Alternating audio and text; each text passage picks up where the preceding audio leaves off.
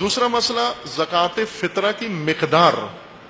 وہ مقدار حکم فقہا نے بیان کر دیا ہے. حکم یہ ہے، یہ نہیں کہہ سکتے کہ اس سال آپ 100 روپیہ ہے، اس سال 200 روپیہ ہے، اس سال 400 روپیہ. یہ نہیں، اس کا کوئی جواز نہیں بنتا. حکم فقہا نے سب نے، جو فقاہتی و اجتہادی مسئلہ ہے وہ سب نے یکساں ایک جیسا اجماعی و اتفاقی حکم ہے کہ جو آپ کا معمول کا کھانا رہا ہے سال بھر، اس کا 3 کلو مقدار آپ نے زکوٰۃ فطرہ دینا ہے. ایک فرد کے لحاظ سے ایک فرد اپنا زکوٰۃ فطرہ دے گا جو اس نے معمول کا کھانا کھایا ہے، سال بھر جو کچھ کھایا ہے. وہ مجتہد کو کیا پتا کہ آپ نے کیا کھایا ہے؟ پوچھتے ہیں، ہم سے بھی پوچھتے ہیں، انہی دنوں میں پوچھتے ہیں جی زکوٰۃ فطرہ کتنا ہے؟ میں نے کہا مجھے کیا پتا کہ آپ کا کتنا بنتا ہے، آپ نے کھایا کیا ہے. وہ ممکن ہے 15-20 ہزار روپیہ بنتا ہو جو آپ نے کھانا کھایا ہے. اگر روز ہوٹلوں پہ جا کے کھاتے رہے ہیں، روز پی سی میں جا کے کھاتے رہے ہیں اور ڈنر پارٹیاں دیتے رہے ہیں اور کھاتے رہے ہیں، یا کسی کے یہاں کھاتے رہے ہیں یا خود پکا کے دوسروں کو کھلاتے رہے ہیں، تو 15,000 فطرہ دو ایک آدمی کا. چونکہ آپ کا جو کھانا تھا معمول کا وہ اتنا بل بنتا تھا ایک ٹائم کا، تو وہ آپ دیں. ممکن ہے چکن کھایا ہو آپ نے. توجہ فرمائیں، یہ جو گندم کا عموماً اعلان کرتے ہیں، یہ اس وقت گندم دیں جب گندم آپ کے غذا کا اصلی حصہ گندم ہو، گندم کھا رہے ہوں. باقی ساتھ جو ساگ پکایا ہے، دال پکائی ہے، چٹنی اچار رکھا ہے، تاکہ گندم کھائی جا سکے. گندم سے روٹی بنتی ہے، روٹی کھانے کے لیے ساتھ کوئی ایسی چیز چاشنی لگاتے ہیں تاکہ گندم نیچے اتر جائے. خشک گندم نیچے گلے سے اترتی نہیں ہے. تو اصل کھانا روٹی ہے. لہذا پرانے زمانے کے لوگ کہتے بھی یہی تھے، ابھی بھی بعض جگہوں پر یہ اصطلاح رائج ہے. کھانے کا وقت ہو تو یہ نہیں کہتے کھانا کھا کے جائیں، کہتے ہیں یہ روٹی تیار ہو رہی ہے، روٹی کھا کے جائیں. روٹی کھائیے آپ نے، چونکہ کھانا میں روٹی ہی ہوتی تھی اور باقی ساتھ کوئی سادہ سی چیز ہوتی تھی تاکہ روٹی اتر جائے. لیکن اس وقت روٹی اصل غذا نہیں ہے. روٹی کھاتے ہیں تاکہ گوشت اتر جائے نیچے. روٹی اس لیے ساتھ ہوتی ہے کہ جو چکن ساتھ اتر جائے. روٹی اس لیے ہے تاکہ یہ باربیکیو نیچے اتر جائے، یا اس کے ساتھ سلاد کے طور پر روٹی کھا لے. روٹی بہت سارے لوگوں کے کھانے کا اصلی جز نہیں ہے. اس وقت وہ روٹی کو ایسے ساتھ ثانوی حیثیت سے کھاتے ہیں. گندم ان کی غذا نہیں ہے.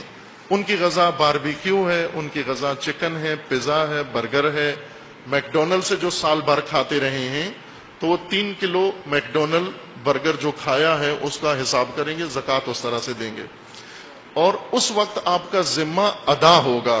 ورنہ کھاتے رہے ہیں اعلیٰ غذا، مٹن چکن کھاتے رہے ہیں اور زکوٰۃ فطرہ دیتے ہوئے پوچھتے ہیں گندم کا ریٹ کیا ہے. مگر گندم کھائی ہے آپ نے، گندم تو عام لوگوں نے کھائی ہوگی، کسی غریب فقیر نے کھائی ہوگی، وہ گندم دے جس نے گندم کھائی ہے. جس نے چاول کھائے ہیں اس کی اکثر غذا سال کے اندر معمول چاول رہا ہے، وہ چاول دے دے. لہذا یہ ریٹ پورے شہر کے لیے اور ملک کے لیے نہیں معین کیا جا سکتا کہ پورے شہر کے مومنین کا زکوٰۃ فطرہ کا مقدار کتنی ہے. وہ فرق ہے، چونکہ سب کی غذا ایک جیسی نہیں ہے، سب کا کھانا ایک جیسا نہیں ہے، کھانا مختلف ہے. لہذا اس اپنے کھانے کی مقدار کے برابر آپ انشاءاللہ زکوٰۃ فطرہ ادا کریں گے. زکوٰۃ فطرہ ادا کرنا نماز عید سے پہلے نکال لیں. دے بھی دے تو ٹھیک ہے، لیکن نکال لینا، الگ کر لینا ضروری ہے. اگر جیب میں الگ نہیں کیا تو آپ نیت میں الگ کر لیں، کم از کم پیسہ اتنا کہ میں اتنی زکوٰۃ دوں گا. زکوٰۃ فطرہ اس وقت ادا ہوتی ہے جب اپنے صحیح مصرف و مستحق تک پہنچے. اور جس طرح ابھی گورنمنٹ نے پابندیاں لگا دی ہیں کہ یعنی اتنی سینس، اتنا شعور ہماری اس احمق حکومت کو بھی ہے کہ بعض لوگ زکوٰۃ کے مستحق نہیں ہیں. یہ سیاسی جماعتیں زکوٰۃ کی مستحق نہیں ہیں، ان پر پابندی لگا دی ہے انہوں نے کہ یہ نہیں لے سکتے. اور یہ دونوں کے نفع میں ہے. سیاسی جماعتیں بھی یہ جرم نہ کریں زکوٰۃ فطرہ لے کر، اور اس طرح دینے والے بھی نہ دیں ان کو، چونکہ ادا نہیں ہوتا آپ کا حق.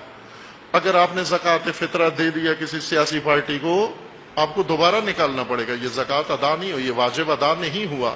جو نکالا ہے وہ جیسے کوئی چیز کوا لے گیا، مثلا اڑ کے لے گیا، تو جو کعبہ لے گیا ہے تو اس کو تو نظر اللہ نہیں کہہ دیتے کہ یہ نظر اللہ نیاز حسین کعبہ لے گیا ہے، وہ کعبہ لے گیا ہے۔ آپ جو نظر کرنی ہے اس کو نظر کریں، اس کو اپنے مصرف و مستحق تک پہنچائیں، یقین کریں، اطمینان کریں، پھر وہاں ادا ہوتا ہے۔ علماء کرام نے ذکر کیے ہیں، قرآن کے اندر صراحت ہے کہ زکوٰۃ واجب کا مصرف فقراء ہیں، فقیر، گدا نہیں ہیں، منگتے نہیں ہیں۔ یہ جو چوکوں پہ کھڑے ہوئے، روڈوں پہ کھڑے ہوئے، گھروں کے اندر دستک دیتے ہیں، ان کو ویسے آپ ادب یہ ہے کہ جو بھی مانگنے آئے کچھ نہ کچھ دے دو، اپنا ذاتی مال دے دیں، زکوٰۃ سے نہیں دے سکتے ان کو، زکوٰۃ واجب گداؤں کو نہیں دے سکتے۔ گدا فقیر نہیں ہوتے، ہم اپنی پنجابی اردو زبان میں ان کو فقیر کہتے ہیں، مانگنے والے کو۔ قرآن میں فقیر کا مطلب، یا دینی زبان میں فقیر کا مطلب یہ ہوتا ہے ایسا شخص جس کے پاس درآمد کے اتنے ذریعے نہ ہو، یا اتنی درآمد نہ ہو کہ وہ اپنے سال کا پورا خرچہ چلا سکے، سال کا خرچہ نہ ہو اس کے پاس، کچھ ہو کچھ نہ ہو، یا سرے سے نہ ہو۔ بعض لوگ ہیں سرے سے سال کا خرچہ نہیں ہے، ایک دن کا بھی نہیں ہے، سال تو دور کی بات ہے۔ بعض ایسے ہیں ان کے پاس سال کا خرچہ کسی حد تک ہے لیکن کچھ مقدار میں کمی ہے، وہ جو کمی ہے ان کو دے دیا جائے، یہ فقراء ہیں۔ اور وہ بھی باعفت فقراء، متدین فقراء، کہ جن کی عزت محفوظ رہنی چاہیے، ان کو دیں آپ۔ عموماً لوگ فقراء کا مال گداؤں کو دے دیتے ہیں۔ عام مال صدقات مستحبہ اگر بانٹ دیں تو وہ بھی ادا نہیں ہوتے، خصوصاً زکوٰۃ واجب یہ ہرگز آپ نے گداؤں کو اور ان منگتوں کو، اور یہ جو انجمنیں ہیں، سیاسی پارٹیاں ہیں، یہ جو لے جاتے ہیں، ان کو نہیں دینی، چونکہ مستحق کو دینی ہے، فقراء کو دینی ہے۔ بھلے اگر کوئی گروہ ایسا ہے جو فقراء تک پہنچاتا ہے اور آپ مطمئن ہیں یہ فقراء کو دیتا ہے، اس اطمینان کی بنیاد پر انہیں دے سکتے ہیں، امین کے طور پر، اگر آپ کو اطمینان ہے ان پر کہ یہ فقراء کو دیتے ہیں۔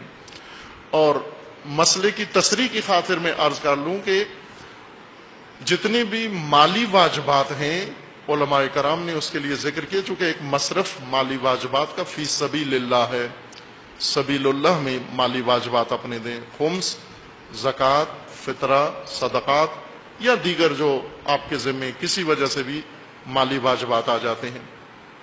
سبیل اللہ کا مصداق، یقینی مصداق و واضح مصداق وہ مدارس ہیں جہاں پر دین کے علم کی تعلیم دی جا رہی ہو، وہ سبیل اللہ کا قطعی مصداق۔ علماء کرام و تمام فقہا جو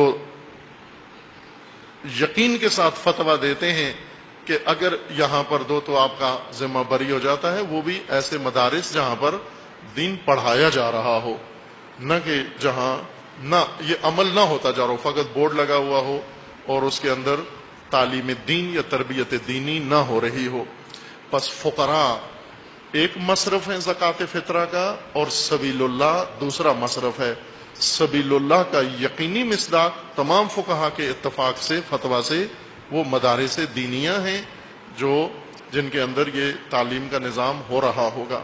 مقدار آپ نے خود تعین کرنی ہے، جو کھاتے رہے ہیں آپ کو اندازہ ہے کیا کھاتے رہے ہیں۔ پھر بار بار بس پوچھنے آ جاتے ہیں جی ہم کبھی یہ کھاتے تھے کبھی وہ کھاتے تھے۔ جو زیادہ غالب اکثر کھانا رہا ہے، معمول رہا ہے آپ کا، مثلا سال میں آپ نے زیادہ تر چاول کھائے ہیں، زیادہ تر بریانی کھائی ہے، زیادہ تر مٹن کھایا ہے، تو وہ حساب کریں گے آپ۔ چونکہ مخلوط کھانے کھاتے ہیں تو آپ مجموعی طور پر حساب کر لیں، جو مخلوط کھانا بنایا جاتا ہے، جیسے بریانی یا حلیم بناتے ہیں تو چند چیزیں اس کے اندر ڈالی جاتی ہیں، ان سب کو ملا کر ایک اندازہ آپ لگا کر اور اس کے 3 کلو اس کے برابر دے دیں گے۔